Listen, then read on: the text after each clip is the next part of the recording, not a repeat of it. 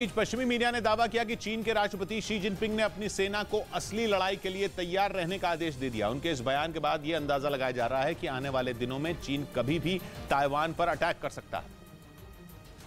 और ऐसा हुआ तो फिर यूक्रेन जंग के बाद दुनिया में युद्ध का दूसरा मोर्चा खुल जाएगा।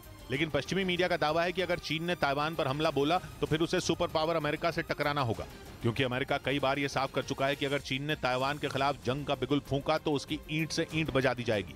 लेकिन चीन भी ये कसम खा चुका है कि किसी भी कीमत पर वो ताइवान को हथिया कर ही दम लेगा, चाहे इसके लिए उसे अमेरिका से ही क्यों न टकराना पड़े। इसीलिए पश्चिमी मीडिया का दावा है कि शी जिनपिंग ने अपनी सेना को असली लड़ाई के लिए ट्रेनिंग तेज करने का हुक्म दिया है। और इसीलिए यह दावा किया जा रहा है कि चीन आक्रामक तरीके से युद्ध की तैयारी में जुटा है। असल में पिछले साल अगस्त में अमेरिकी सांसद नैन्सी पेलोसी के ताइवान दौरे के बाद से ही चीन उस पर भड़का हुआ है। लेकिन चीन का पारा तब और चढ़ गया जब उसके लाख मना करने के बाद भी 29 मार्च को ताइवान की राष्ट्रपति साई इंग-वेन अमेरिका के 10 दिनों के दौरे पर चली गईं। इसके बाद चीन ने एक बार फिर ताइवान को घेरकर 8 अप्रैल से मिलिट्री ड्रिल शुरू की। और 3 दिनों तक चली इस ड्रिल में चीन ने सबसे घातक लड़ाकू विमानों और एयरक्राफ्ट कैरियर के साथ युद्ध का अभ्यास किया था, जिसमें चीन के 80 फाइटर जेट और 40 लड़ाकू हेलीकॉप्टरों के साथ कई एयरक्राफ्ट कैरियर ने अपना दम दिखाया था।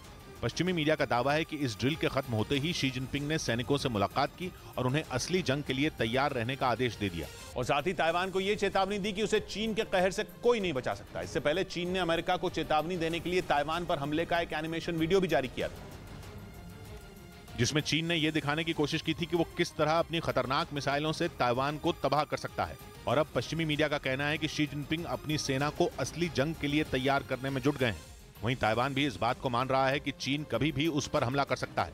हालांकि पश्चिमी मीडिया का दावा है कि चीन के हमले का मुंहतोड़ जवाब देने के लिए ताइवान भी तैयार है। लेकिन ताइवान का कहना है कि चीन उस पर हमला करने से पहले 100 बार सोचेगा, क्योंकि वो ये बात अच्छी तरह जानता है कि अगर उसने हमला किया तो अमेरिका भी उसके खिलाफ जंग का ऐलान कर देगा, जिससे पार पाना उसके बूते के बाहर होगा।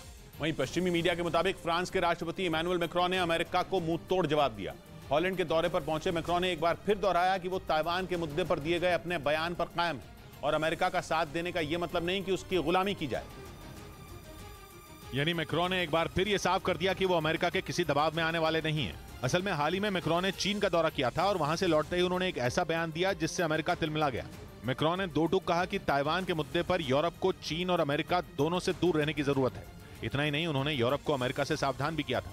मैक्रों ने दावा किया कि जब जब यूरोप ने अमेरिका का साथ दिया उसे नुकसान ही हुआ और उनकी इसी बात से अमेरिका के पूर्व राष्ट्रपति डोनाल्ड ट्रंप बुरी तरह भड़क गए और उन्होंने मैक्रों के लिए अपशब्दों का इस्तेमाल कर दिया। अमेरिकी न्यूज चैनल फॉक्स न्यूज के मुताबिक ट्रंप ने ताइवान पर दिए गए मैक्रों के बयान पर जमकर भड़ास निकाली। उन्होंने यह तक दावा कर दिया कि फ्रांस अब चीन के पाले में जा रहा है, क्योंकि फ्रांस के राष्ट्रपति चीन के गुणगान में लगे हैं। ट्रंप ने मैक्रों पर तंज किया कि उनके दोस्त अब चीन के पिछलग्गू हो गए हैं। कहा जा रहा है कि ट्रंप के इसी बयान पर मैक्रों ने जोरदार पलटवार किया और उन्होंने ये साबित करने की कोशिश की कि अमेरिका अपने साथियों पर ही दबाव बनाता है। इसी वजह से मैक्रों ने ये बात खुलकर कह दिया है कि यूरोप अमेरिका का तो साथी है, लेकिन उसकी गुलामी नहीं कर सकता। यानी यूरोप हर मुद्दे पर आंख मूंद कर अमेरिका के पीछे नहीं चल सकता, जैसा कि वो अब तक करता रहा है। रूस और यूक्रेन की जंग में भी यूरोप के देश अमेरिका की अगुवाई में ही उतरे हैं, लेकिन ताइवान के मुद्दे पर मैक्रों के इस रुख के बाद यूरोप भी अमेरिका से कन्नी काट सकता है।